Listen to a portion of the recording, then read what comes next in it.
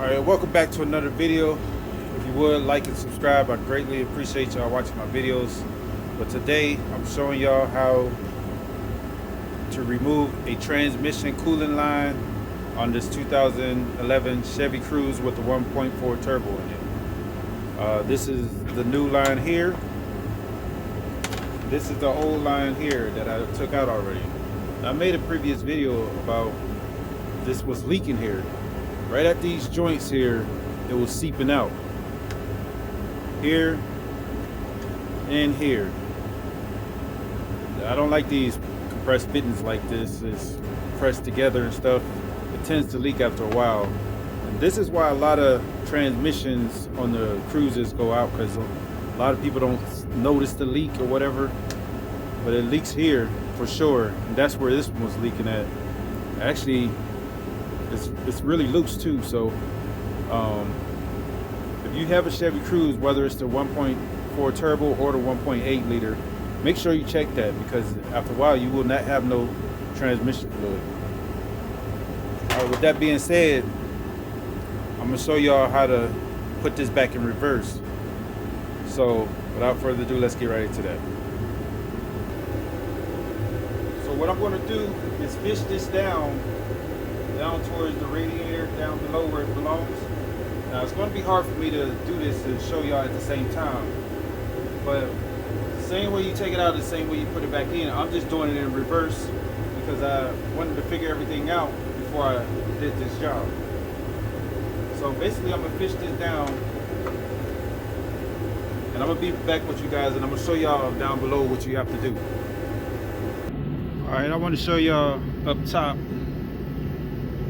It goes into the transmission right here, and you put the screw on, and that's a 1/2-inch screw. Make sure you tighten that all the way down, and you can put it back down into the clamp up here.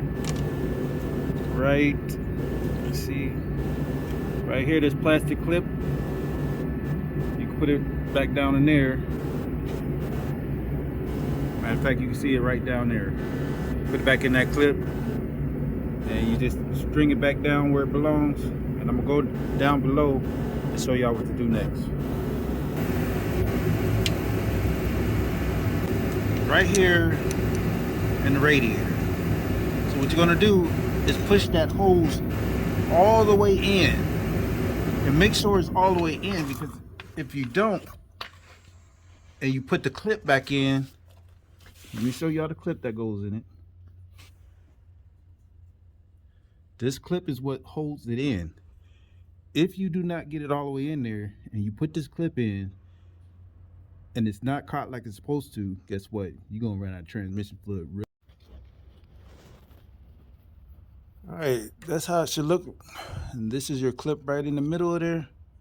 Make sure you get that clip in there, and you're gonna put the rubber guard on top of that. And I'm gonna do that, and I'm gonna show y'all what it looks like when I'm done.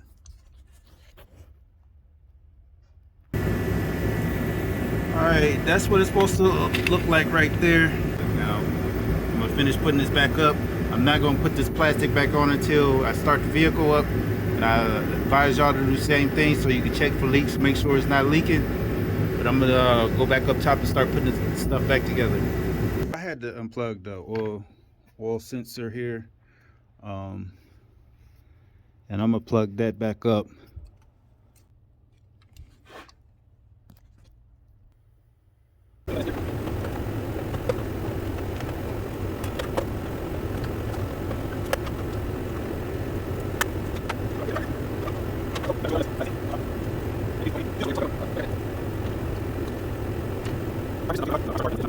Little quick recap. So basically, once you put the battery in, you're gonna set this down on top. Fasten your cable, which is a 10 mil. These two here, this is your ground here. This one is your ground, this is your power. So make sure these two are tightened up, and those are 1/2 inch, and you can shut that. You get done with that, make sure you put your ground back on, which is a 10 mil, and this brace here is also a 10 mil. So that's pretty much all you have to do with that. And then your computer here, which I took off, These are 10 mil as well. It's 4 of those, 1, 2, and then there's 2 at the bottom. You can see that one right there, and there's one below these harness here. And after that, you can make sure when you take the box out, you put this clamp back in. I took that clamp off, and that's pretty much it. Oh, and this piece here, it's a bracket here you have to take off, and you just use some pliers to squeeze that out, take the wire off, and you can pull that piece right out. But other than that, once I start it up and check it, all right. So I'm gonna start it up, and when I start it up, I'm gonna see if any leaks and everything like that. All right, kind of hard to see down there, but you can see where I put the new line in. No leaks. We're gonna go down below. All right, this is what it should look like underneath. No leaks. She should be good to go. I'm gonna test drive it, make sure everything's all right. But if you would like and subscribe, if I help you out in any kind of way. If you have any questions, comment below. Thanks for watching my video.